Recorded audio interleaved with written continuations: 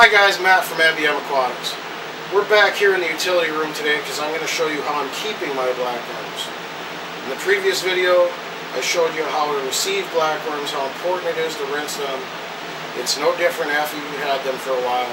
You need to continue rinsing. I mentioned in the first video about blackworms that I do not use these containers for storage. I strictly use them for rinsing. For storage, I use Sterlite 8x10x2 containers with clip-on tops. The reason for this is these containers are modified so that I can aerate them in the refrigerator. My refrigerator is drilled with air inside so I can keep them aerated, keep them clean, keep them happy. At least once a day, we want to rinse these blackworms. So we want to take off the lid, make sure their lid is free of worms. If there's not, we can rinse them off quick. Get any worms out of there. These containers are a little shallow for rinsing, so I'll pour them back into my rinsing containers to rinse them out, and then I will return them back into these containers.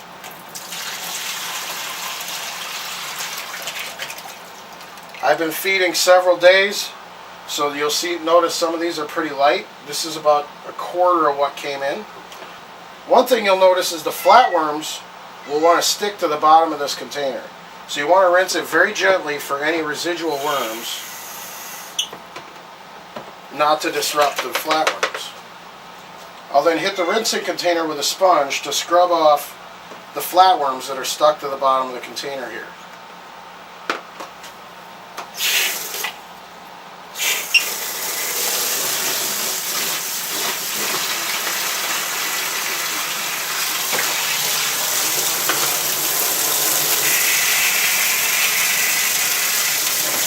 Now today I'm doing what I didn't do in the first video, which I'm using this water also to drain a tank. You'll notice it's been about 24 hours since I rinsed these the last time. The water is still very clear, but there's very few worms left in this specific container.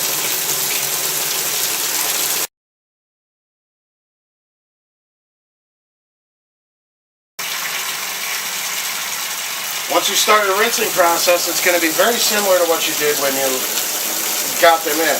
The difference of being you're not going to have to rinse them as much or as heavily.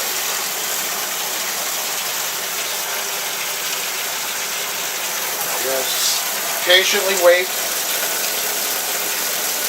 for the worms to settle, and we'll gently pour off the water.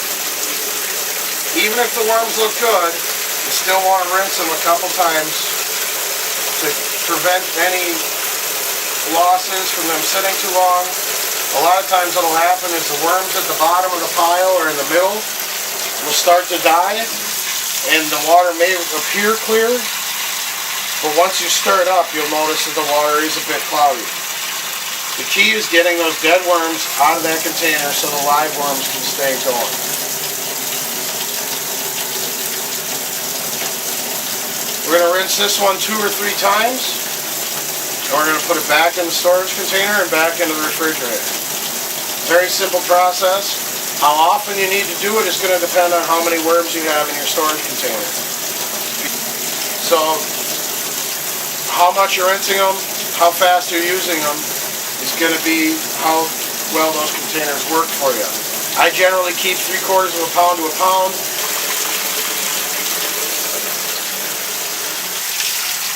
One thing to keep in mind when you have multiple containers going is that you want to make sure you're feeding a little bit from every container.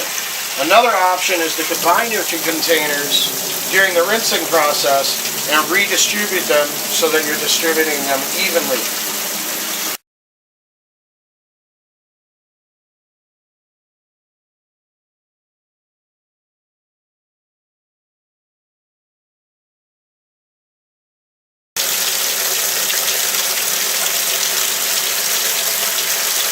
One nice thing about rinsing worms in larger portions is that it helps you find little contaminants such as flatworms.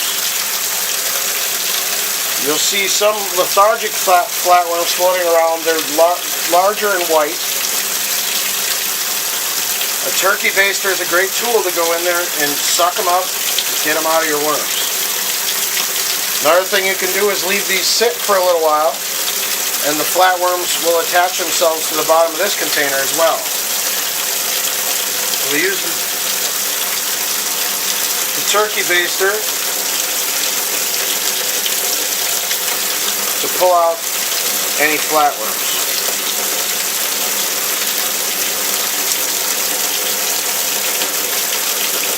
As I mentioned in the first video, flatworms are totally harmless to your fish, but they get into your hardscape. They love to live under rocks, in between the wall of your mat and filter and the tank glass, and they'll reproduce in there and just become somewhat of an eyesore. To my knowledge, there's not many fish that eat them. I have been told that dojo loaches and a few of the loach species will eat them, but otherwise it's just manually controlling them. Then use the sponge, get any loose flatworms.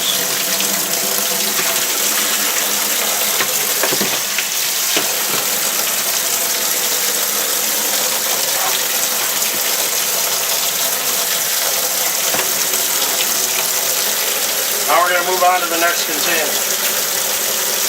I put about 1.5 inches of water into the containers before they go back into the refrigerator. It's a little easier to do with a cup than it is to try to fill it up with the sink.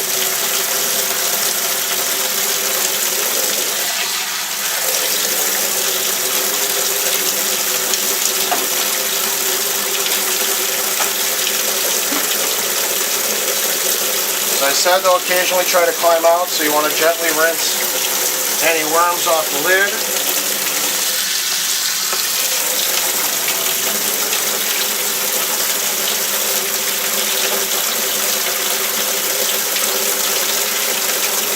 Take a look here, it's a little bit cloudy. Here you can see some of the modifications. I use rigid airline tubing to run an air stone into approximately the center of the container. I also ported this side with screen and holes so that I can drain. It also allows the oxygen the air to escape. I also ported these holes and put screen over it. It also assists in draining, and it helps the air escape with the air stones running inside.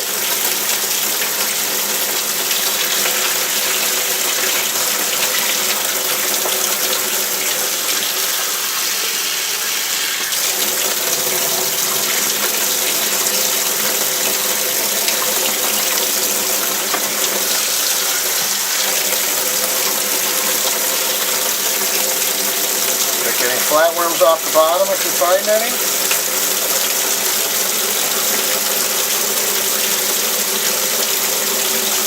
And then we'll repeat the process.